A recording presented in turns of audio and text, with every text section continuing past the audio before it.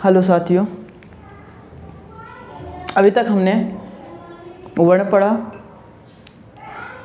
वर्ण के बाद हम संधि, जैसा कि आप सामने देख भी रहे होंगे, संधि वाले चैप्टर को हम क्लियर कर रहे हैं। संधि भी देखा जाए तो सभी एग्ज़ामों के लिए इम्पोर्टेंट चैप्टर रहता है अपने आप में, और आता ही है। ऐसा तो है नहीं कि हिंदी आए और संधि आए नहीं, ऐसा तो होता ही नहीं है। कोई भी चैप्टर यदि आए ना आए वो एक अलग बात है, परंतु संधि समास तो आना ही है। और संधि से संबंधित जितनी भी कन्फ्यूजन होगी वो हम दूर करेंगे, और संधि का अर्थ देखेंगे कि संधि होती क्या है। संधि को यदि हम, जैसे हमने कल देखा था अनुनासिक वर्ण में, कि अनुस्वार को यदि अनुनासिक में चेंज करना है तो जो धा है ना, धा किस वर्ण का है, किस वर्ग का है, तो आप कहेंगे कि जो धा है ना वो जो है ता वर्ग का है। और जब ता वर्ग का है, ता वर्ग का पंचमा अक्षर क्या होता है, तो आप कहेंगे कि ना होता है। और आप देखेंगे कि इसको जो है यदि हम इसका अलग अलग करें तो ये सम प्लस धी, सम प्लस धी, कुछ इसका संधि का संधि विच्छेद सम प्लस धी होता है, सम प्लस धी, जैसे हमने संविधान में पढ़ा था। वही रूल इसमें लगता है संविधान वाला, जैसे संविधान में पढ़ा था सम प्लस विधान, इसका संधि का होगा सम प्लस धी। तो सम प्लस, इसका अर्थ क्या होता है, इसका अर्थ होता है मेल। इसका अर्थ क्या होगा, इसका अर्थ होता है मेल। मेल मीन्स होता है जुड़ना, अर्थात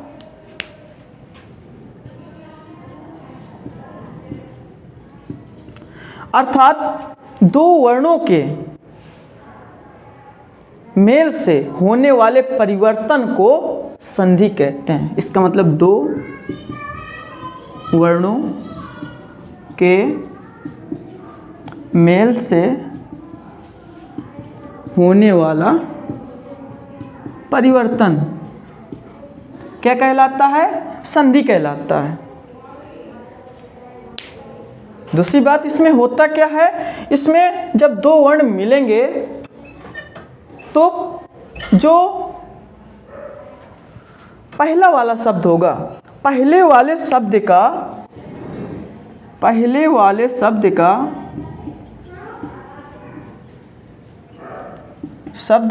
अंतिम वर्ण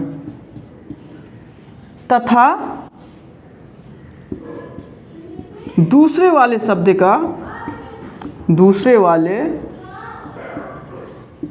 शब्द का पहला वर्ण, ये आपस में मिल करके परिवर्तन करते हैं, और जो परिवर्तन होगा वही संधि कहलाता है। संधि में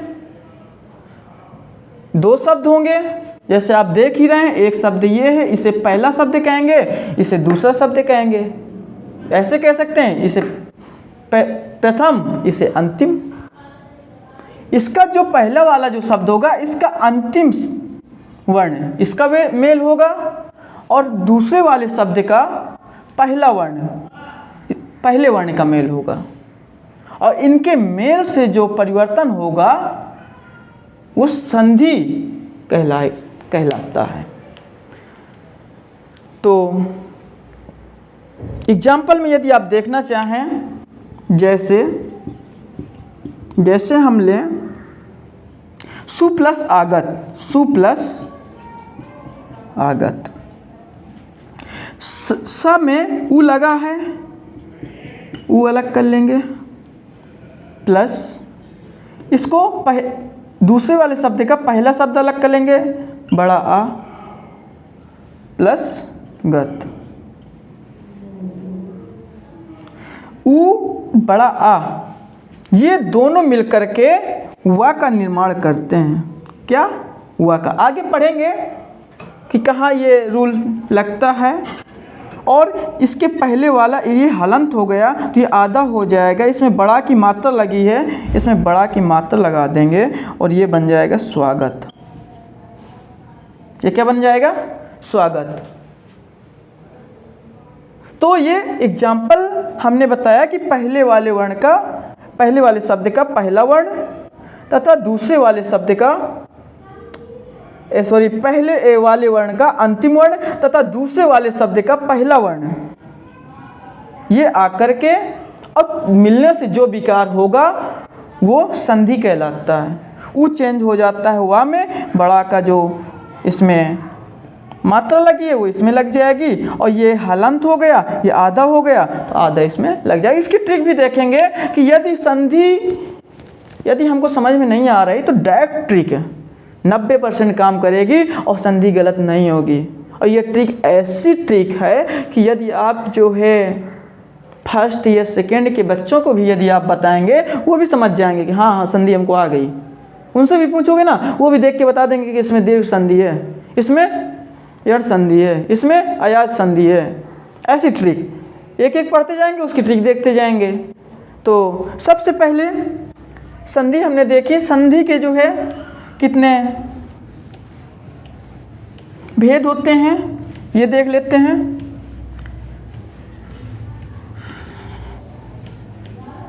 सबसे पहले इसमें से एक और है संधि विच्छेद। क्या होता है संधि विच्छेद? आप जानते हैं संधि मीन्स होता है मेल, विच्छेद मीन्स अलग होना। मतलब कोई चीज़ जब मेल हुई हो और उसको बाद में अलग करो, संधि विच्छेद कहलाता है। तो आप देखेंगे कि जो शब्दों को अलग अलग करने की प्रक्रिया, शब्दों को अलग अलग करने की प्रक्रिया, शब्दों को अलग अलग करने की प्रक्रिया, ये क्या कहलाती है? संधि विच्छेद कहलाती है। यदि अलग अलग शब्द हैं उनको जोड़ेंगे तो संधि कहलाता है, और शब्द अलग अलग हैं उनको जोड़ा तो हमने संधि विच्छेद हुआ, और जोड़ा तो मेल हुआ, संधि हुआ। जैसे एग्जाम्पल में हमने बताया था कि जैसे एग्जाम्पल ले लेते हैं कि स्वागत है। स्वागत को यदि हमने अलग अलग किया तो सु प्लस आगत, ये हमने क्या किया? संधि को अलग अलग कर दिया। ये जो संधि थी ये थी संधि, और संधि को हमने क्या किया? अलग अलग कर दिया। तो ये हो गया संधि विच्छेद। क्या हो गया ये? संधि विच्छेद। विच्छेद का मतलब अलग अलग कर देना। तो ये संधि विच्छेद भी हो गया। अब इसमें देख लें संधि के भेद क्या होते हैं, संधि कितने प्रकार की होती है। तो आप जानते हैं कि संधि जो है 3 प्रकार की होती है। संधि कितने प्रकार की होती है? 3 प्रकार की।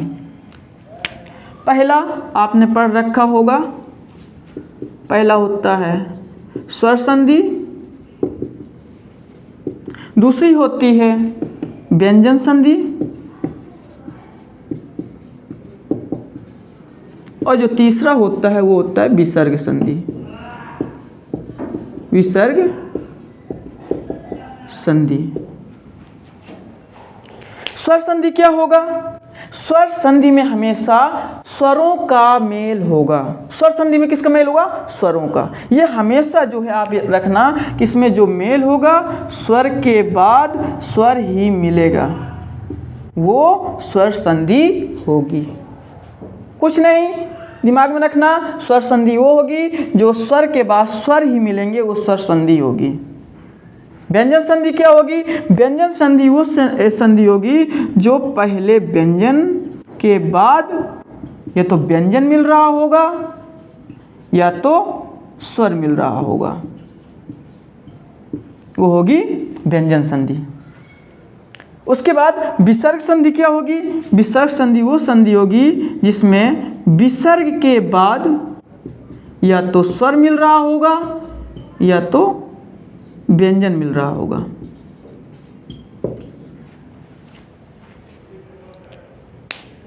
देखें, स्वर संधि, स्वर संधि वो संधि होगी जिसमें स्वर के बाद स्वर मिल रहा होगा। व्यंजन संधि वो संधि होगी जिसमें व्यंजन के बाद या तो व्यंजन मिल रहा होगा या तो स्वर मिल रहा होगा। और विसर्ग संधि वो संधि होगी जिसमें विसर्ग के बाद या तो स्वर मिल रहा हो या तो व्यंजन मिल रहा होगा।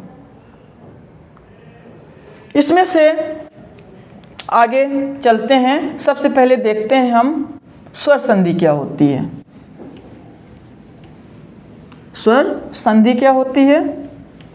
तो सबसे पहले देखेंगे स्वर संधि।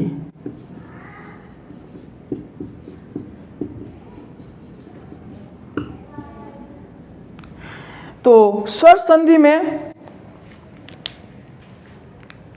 इसके हमने बताया जब स्वरों का आपस में मेल होता है वो स्वर संधि होता है। स्वर संधि के यदि देखे जाएं तो इसमें 5 टाइप्स होते हैं, 5 प्रकार आप देखने को पाएंगे।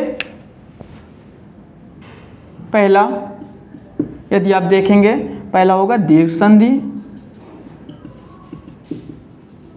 दूसरा गुण संधि, तीसरा वृद्धि संधि, चौथा यण संधि और 5वां होता है अयादि संधि।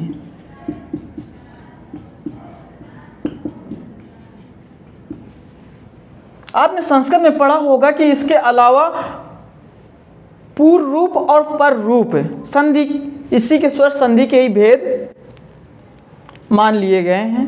परंतु हिंदी में हम इतना ही पढ़ेंगे कि स्वर संधि के ये 5 टाइप्स हैं।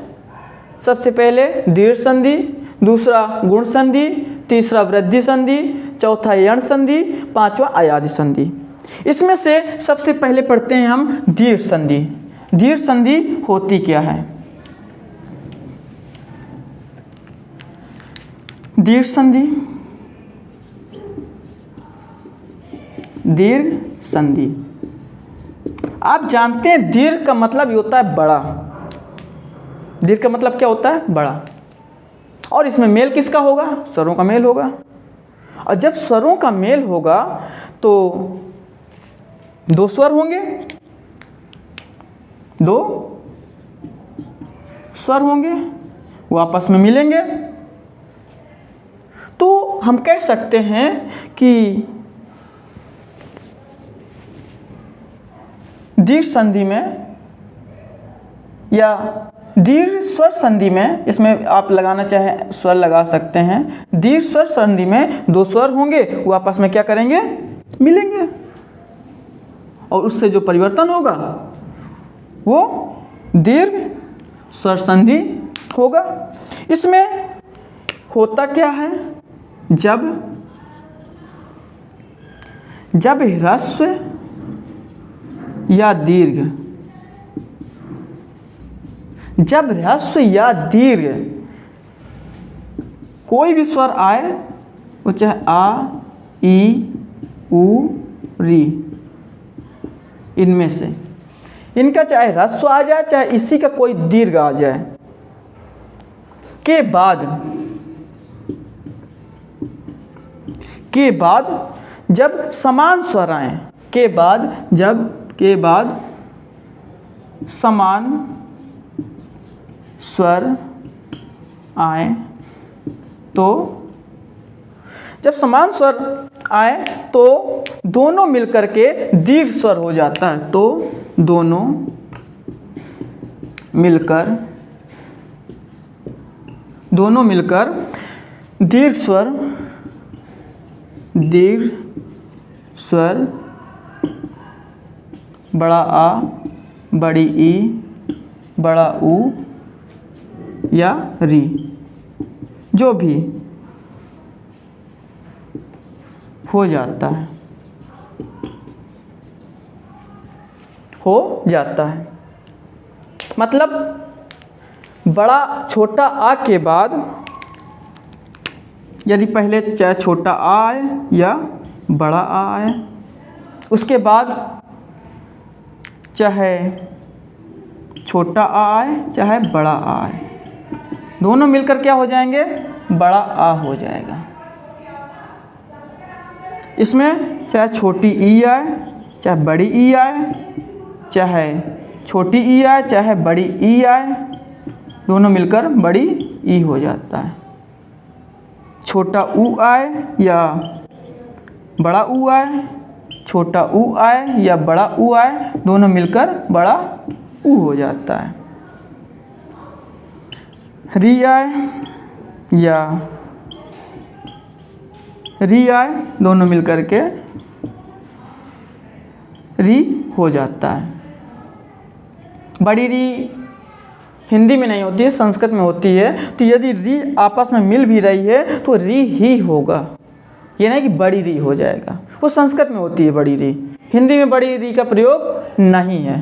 तो ये हमने देखा कि छोटा आ से यदि छोटा आ चाहे मिले चाहे बड़ा आ मिले, बड़ा आ से चाहे छोटा आ मिले चाहे बड़ा आ मिले, और होगा क्या, बड़ा आ ही होगा।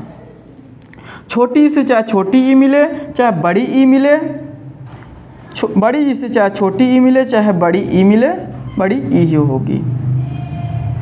छोटा ऊ से चाहे छोटा ऊ मिले चाहे बड़ा ऊ मिले, बड़ा ऊ से चाहे छोटा ऊ मिले चाहे बड़ा ऊ मिले, बड़ा ऊ ही होगा। और री के बाद यदि री आ रही है तो उसका री ही चेंजमेंट हो जाता है। आगे इसमें से एग्जाम्पल लेते हैं। एग्जाम्पल में आप देखेंगे, जैसे हमने लिया, बहुत प्रचलित एग्जाम्पल है विद्यालय। विद्यालय विद्यालय को जब हमने देखा कि सबसे पहले आप इसको 20 से, जहाँ से आप इसको अलग करेंगे दो शब्दों में, पहला और दूसरा शब्द, तो जहाँ आपको बीच में दीर्घ या तो बड़ा आ दिखेगा, बड़ी ई दिखेगी, या बड़ा ऊ दिखेगा, या बीच में री दिखेगी, बीच में दिखेगा, वहीं से ये पृथक होगा। और इसका होगा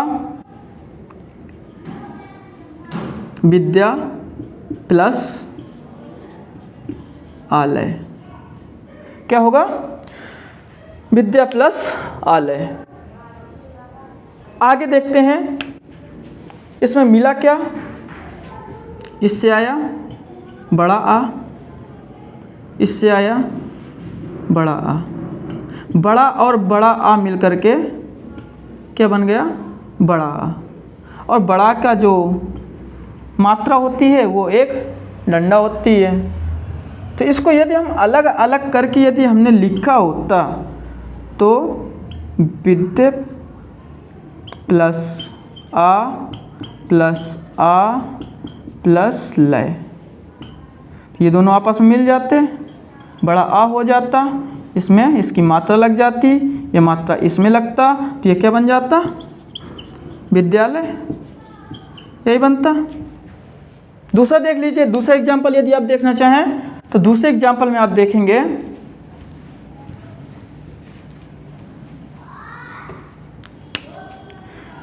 सा प्लस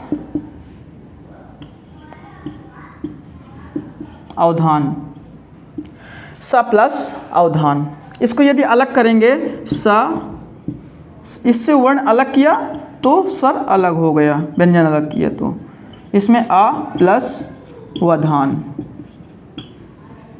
ठीक है, छोटा और छोटा आ मिलके क्या बन गया, बड़ा।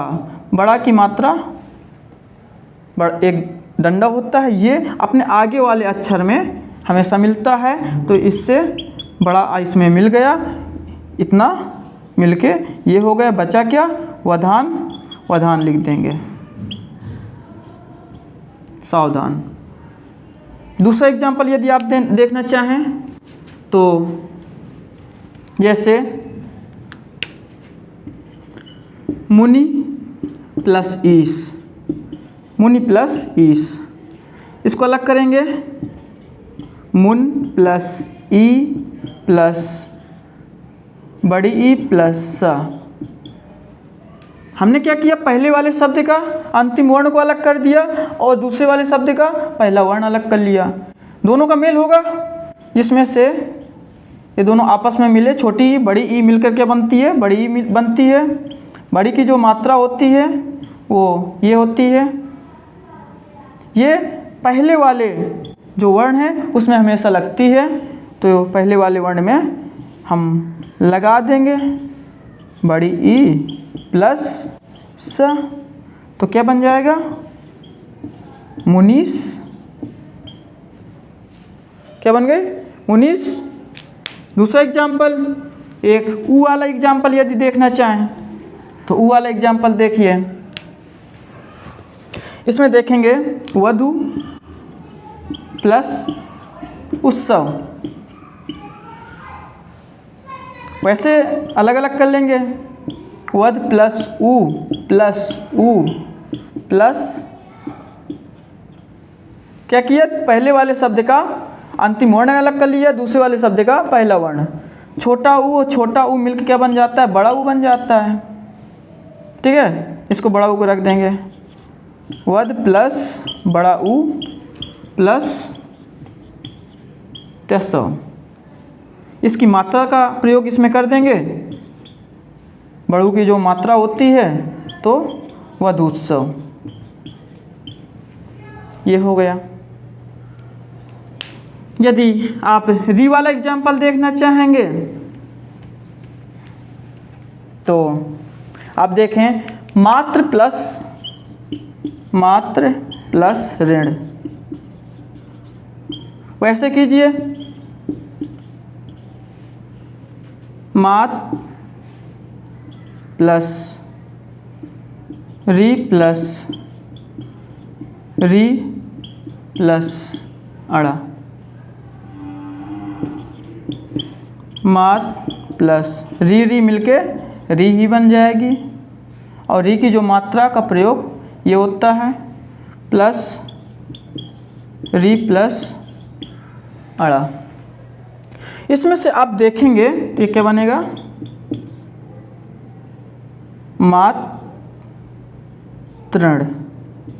मातृण। ये आपका री का एग्जाम्पल हो गया।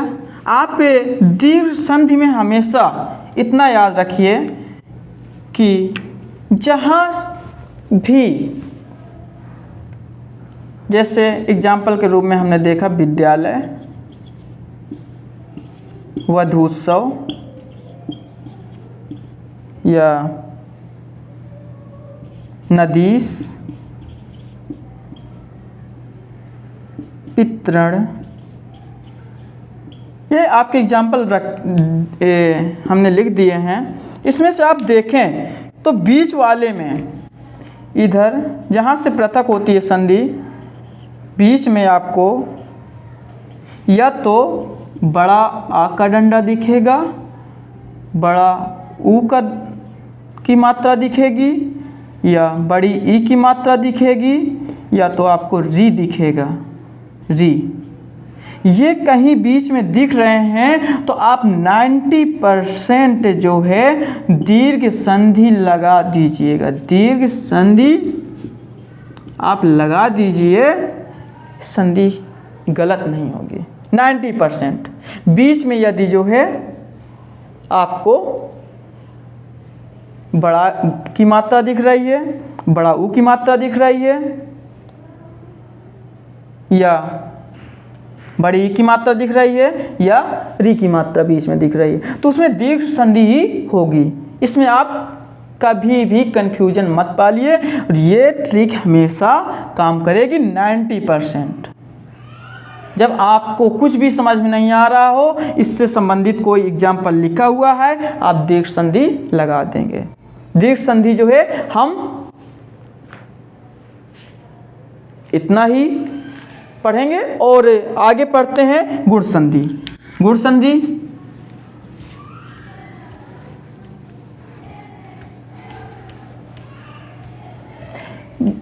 पढ़ाने को चाहे जितनी देर पढ़ाते रहो, आप एग्जाम्पल के अलावा और इसमें क्या दे देंगे, बस एग्जाम्पल ही बताते रहेंगे ज़्यादा से ज़्यादा। और जब हमने एग्जाम्पल एक एग्जाम्पल देख लिया, डायरेक्ट उसकी ट्रिक देख ली, तो उसमें टाइम क्यों बर्बाद करना। आगे देखते हैं, आगे सीखें। आगे जो है पढ़ते हैं हम गुण संधि, गुण स्वर संधि,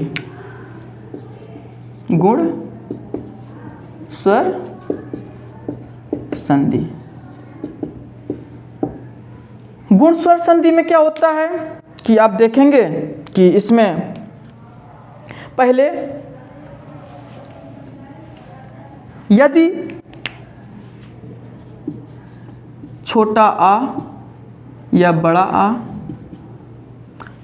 के बाद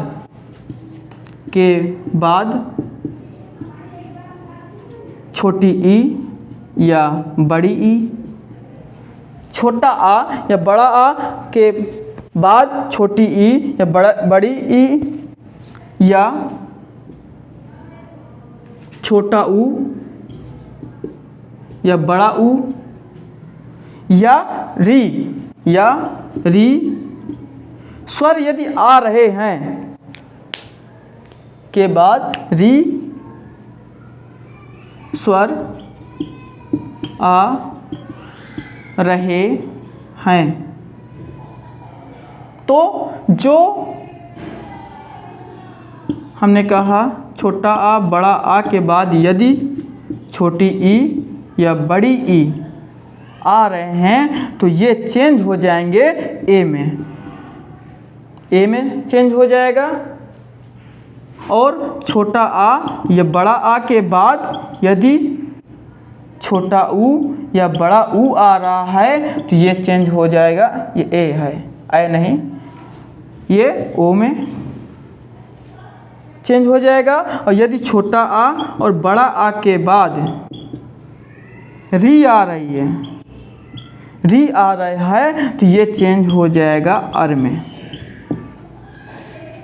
तो इसमें आप लिख सकते हैं, तो क्रम आ रहे हैं तो क्रमशः ए ओ और अर में बदल जाते हैं। एग्जाम्पल के रूप में देख लेते हैं, टाइम ज़्यादा बर्बाद नहीं करेंगे। एग्जाम्पल के रूप में यदि हम देखें तो जैसे नागेंद्र को यदि हम अलग अलग करेंगे तो नाग प्लस इंद्र यही होगा। जिसमें से यदि हमने इसको अलग किया, इसके पहले वाले शब्द का यदि हमने अंतिम वर्ण लिया तो नाग प्लस आ प्लस दूसरे वाले शब्द का पहला वर्ण लिया ई प्लस द्र। हमने देखा कि यदि पहले छोटा आ या बड़ा आ के बाद छोटी या बड़ी आ रही है तो वो ए में चेंज हो जाता है। ये आ लिखा है, ये ई लिखा है, दोनों मिल करके जो है क्या बन जाएगा, ए बन जाएगा। एक ही मात्रा का प्रयोग, एक मात्रा होती है इसमें, जिसमें से हमेशा ये आगे वाले वर्ण में मात्रा का प्रयोग होगा। तो नाग प्लस ए प्लस द्र, तो क्या बन जाएगा, नागेंद्र। ठीक है, आगे दूसरा एग्जाम्पल देख लेते हैं। दूसरे एग्जाम्पल में यदि हम ऊ वाला एग्जाम्पल देखते हैं तो लेते हैं कि हितोपदेश अलग अलग करेंगे तो हित प्लस उपदेश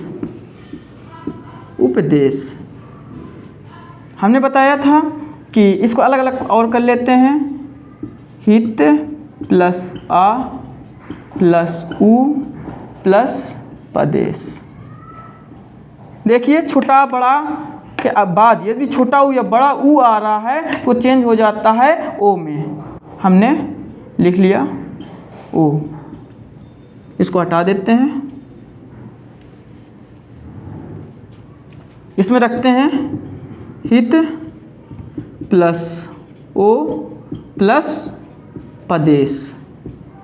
इसकी मात्रा का प्रयोग कर देंगे, इसकी ये मात्रा होती है, तो आप कहेंगे कि हितोपदेश जो है मिल गया, बन गया हितोपदेश।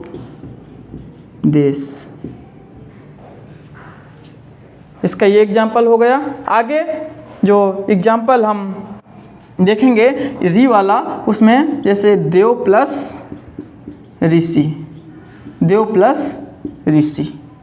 देव में इससे पहला वर्ण अलग कर लेंगे, जो अंतिम वर्ण है पहले वाले शब्द का, इसका पहला वर्ण अलग कर लेंगे प्लस सी। हमने बताया था छोटा या बड़ा के बाद यदि री आ रही है तो अर में चेंज हो जाता है। तो ये क्या हो गया, अर। क्या हो गया, अर। और जो अर का यदि आप चिन्ह देखेंगे, अर का चिन्ह हमेशा ऊपर रा उड़ता है। आ के इसमें लग जाएगा और रा जो है सा में उड़ जाएगा। तो इसका आप देखेंगे तो देव प्लस अर प्लस सी, तो ये क्या बन जाएगा, देवर्षि। इसकी ट्रिक क्या है, ट्रिक कुछ नहीं है, आप बीच में देखेंगे, बीच में यदि एक मात्रा का प्रयोग किया गया है, कहीं भी बीच में एक मात्रा का प्रयोग किया गया है और उसमें ये रा उड़ रहा है, जैसे देवर्षि, महर्षि, ऐसे, तो हमेशा वो गुण संधि होगी, गुण स्वर संधि होगी। आपको कुछ नहीं करना है, यदि बीच में एक मात्रा दिख रही है तो आप जो है, हमने बताया 90% गुण स्वर संधि होगी बस, इसके अलावा आप कुछ नहीं याद करना।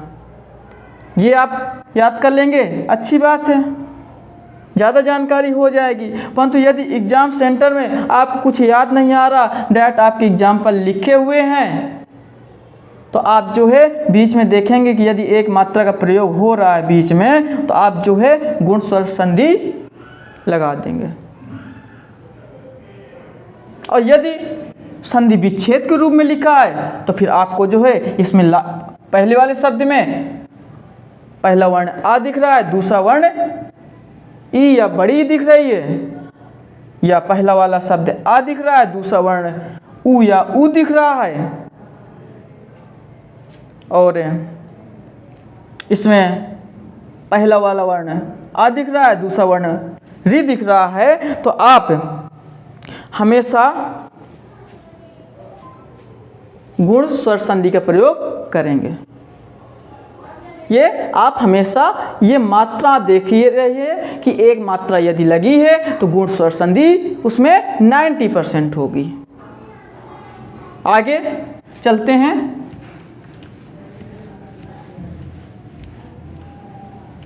आगे पढ़ेंगे वृद्धि संधि। वृद्धि संधि, वृद्धि स्वर संधि।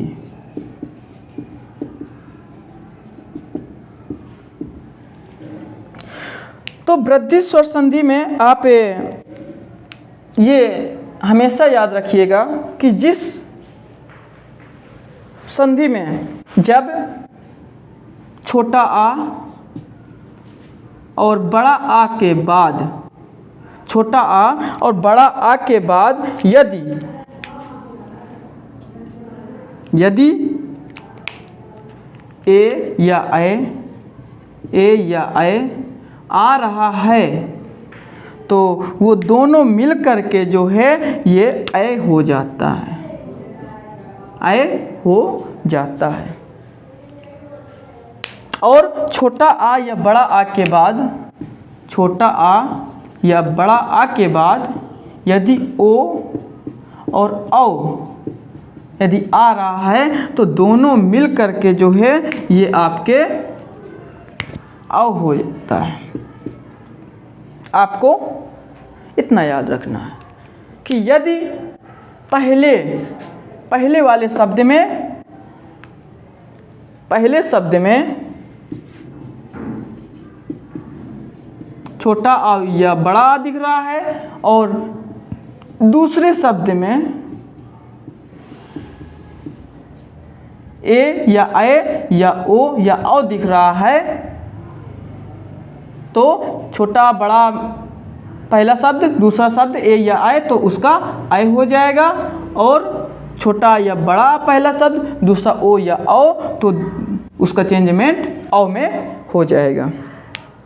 एग्जाम्पल के रूप में यदि हम देखें तो एग्जाम्पल जैसे हम देखें तो एक एग्जाम्पल लेते हैं 1 + 1। आप देखेंगे कि इसको यदि हम अलग अलग करें, 1 प्लस का से आ अलग कर लें, दूसरा ए प्लस का, ये हो गया। हमने बताया छोटा आ या बड़ा आ पहले मिले या ए या ए मिले तो दोनों मिल करके जो है आय हो जाता है। आय तो 1 प्लस आय प्लस का, इसकी मात्रा का प्रयोग हमेशा आगे वाले वर्ण में करेंगे तो क्या हो जाएगा, एकाएक। एकाएक हो गया, सदैव हो गया। आप कुछ भी एक एग्जाम्पल हमने बता दिया। दूसरा देखिए,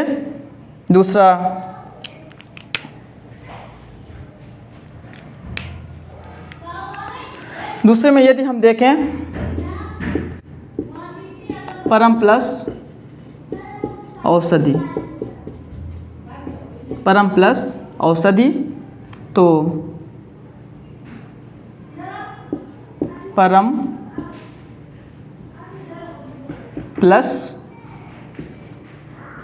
आ प्लस औ प्लस सधि, जिसमें से हमने कहा पहला आ के बाद या ओ औ आ रहा है तो मिलकर क्या हो जाएगा, औ रख लेंगे। ये तो आप सीख गए होंगे, परम प्लस औ प्लस सधि, तो क्या हो गया, इसकी मात्रा का प्रयोग हमेशा प्रयोग करेंगे परमौषधि।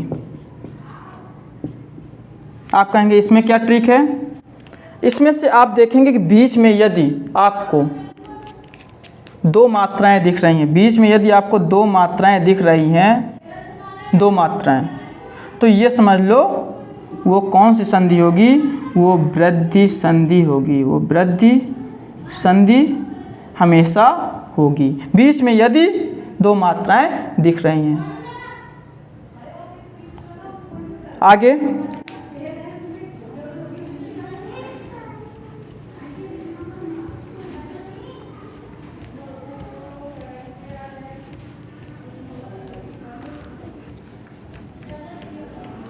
इसके बाद है यण संधि।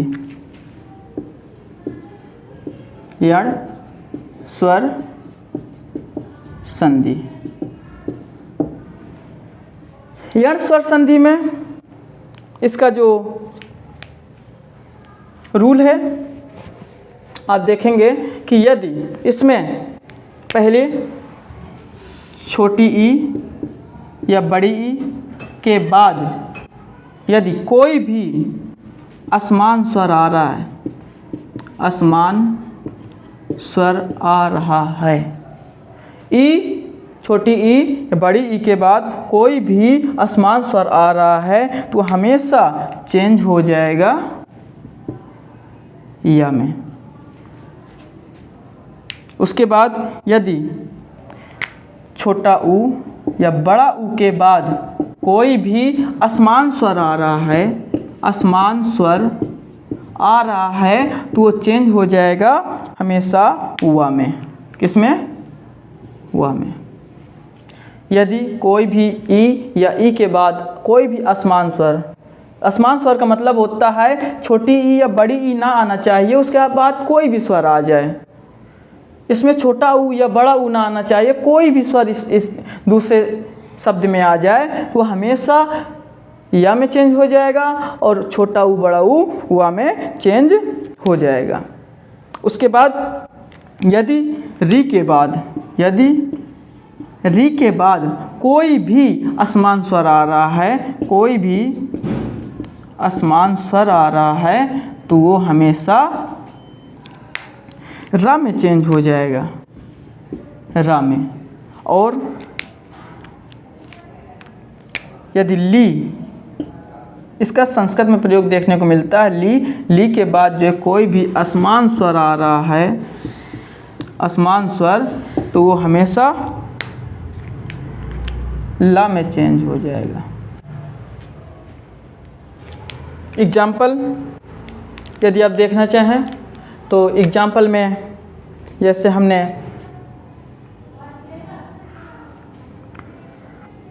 इत्यादि,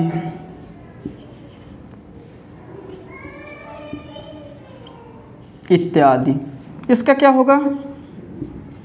इति प्लस आदि। अलग अलग करें, इत प्लस ई प्लस बड़ा आ प्लस दी। हमने कहा ई या ई के बाद कोई भी असमान स्वर आ जाए तो या में चेंज हो जाएगा, या में चेंज हो जाएगा।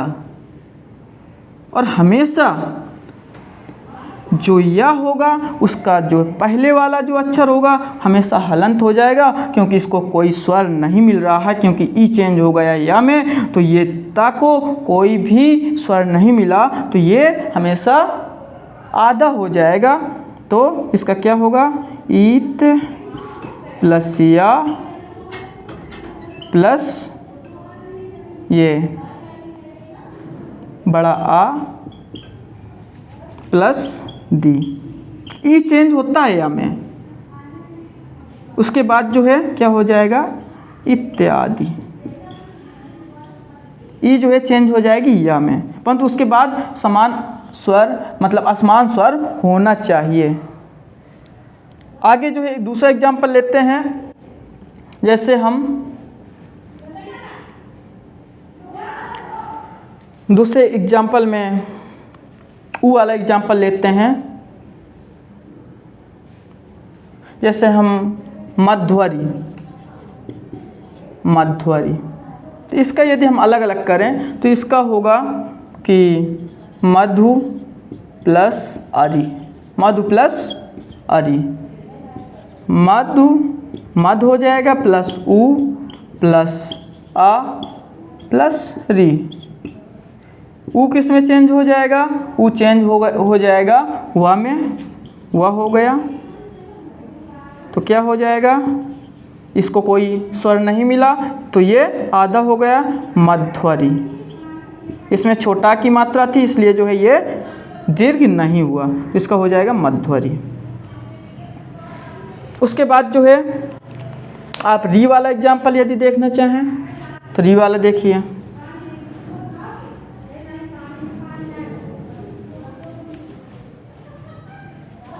पितृ प्लस अनुमति, पितृ प्लस अनुमति, अलग अलग कीजिए। पित प्लस री प्लस आ प्लस अनुमति। आप देखेंगे री किस में चेंज हो जाएगा? रा में। उसके बाद जो है पित्त प्लस रा प्लस आ प्लस नुमति। इसका यदि आप जो है इसको इसमें ता और रा, इसको हलंत नहीं हो गई है, सॉरी, ता और रा आप जानते हैं, ता और रा मिलके क्या बनाता है? त्रा। संयुक्त व्यंजन में हम देख चुके हैं। तो ये क्या हो जाएगा? पितृ नुमति, पितृ नुमति। ये आपका री वाला एग्जाम्पल हो गया। ता और रा हमने संयुक्त व्यंजन में बताया था त्रा होता है हमेशा। तो पितृनुमति ये आपका री वाला आपका एग्जाम्पल हो गया। इतना ही आपको यण संधि में पढ़ना था। इसकी यदि आप ट्रिक देखना चाहें, हमेशा नोट में लिखेंगे, हमेशा इसमें जो है आप देखेंगे कि या और वा के पहले,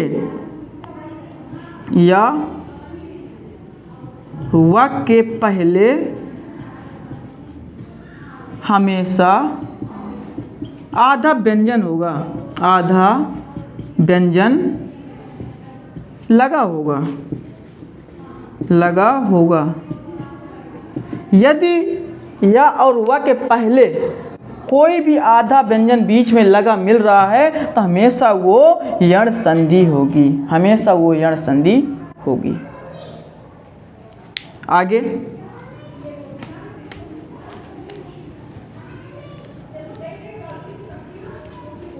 यण संधि के बाद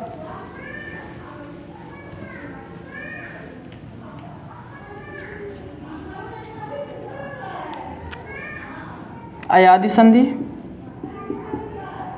अयादि संधि, अयादि संधि क्या है? अयादि संधि में आप हमेशा जिस प्रकार इसमें ई या बड़ी ई आ रहा है तो इसमें ए के बाद यदि कोई भी असमान स्वर आता है, ए के बाद कोई भी असमान स्वर आता है तो वो ऐ हो जाता है। और यदि ऐ के बाद कोई भी असमान स्वर आता है, असमान स्वर आता है तो वो आय हो जाएगा। और यदि कोई भी ओ के बाद कोई भी असमान स्वर आता है, असमान स्वर आता है तो वो औ हो जाएगा। और औ के बाद कोई भी असमान स्वर आता है तो वो आ हो जाएगा। आपको ये ध्यान देना पड़ेगा कि पहले वाले शब्द में यदि ए आ रहा है, बाद में कोई भी असमान स्वर आ रहा है, ए नहीं आना चाहिए तो आय हो जाएगा। आय के बाद कोई भी असमान स्वर आ रहा है, आय हो जाएगा। ओ के बाद कोई भी असमान स्वर आ रहा है, आय हो जाएगा। ओ के बाद कोई भी असमान स्वर आ रहा है, आ हो जाएगा। इसमें अ हो जाएगा, इसमें आ हो जाएगा। एग्जाम्पल इसमें देखें यदि, तो एग्जाम्पल में जैसे हम ले लें कि जैसे नयन, इसको यदि हम अलग अलग करेंगे तो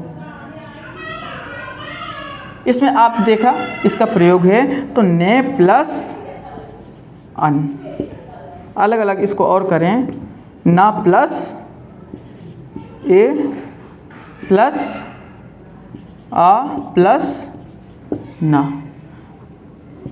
उसके बाद हमने बताया कि ए जो है हमेशा चेंज किस में हो जाएगा? आई में चेंज हो जाएगा। आई में चेंज हो जाएगा।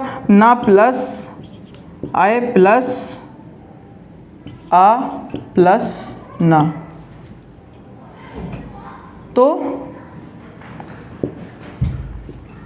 ना के साथ में आ मिल गया, ना पूरा हो गया, प्लस या के साथ में आ मिल गया, ये हलंत था, या पूरा हो गया, और ये ना पूरा है ही तो क्या बन गया? नयन।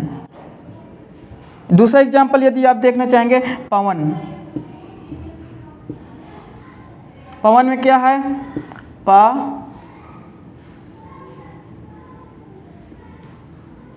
पा वा ने, तो पो प्लस अन, पो प्लस अन, पा प्लस ओ प्लस आ प्लस ना। ओ के बाद कोई भी असमान स्वर औ में चेंज हो जाएगा। औ हमेशा हुआ हलंत रहेगा। इसमें देखिए सब हलंत लगे हैं, ठीक है, ये हलंत है। पा प्लस औ प्लस आ प्लस ना। आ इसके साथ में पा के साथ में जुड़ गया, पा पूरा हो गया। वा के साथ में आ जुड़ गया, वह पूरा बन गया।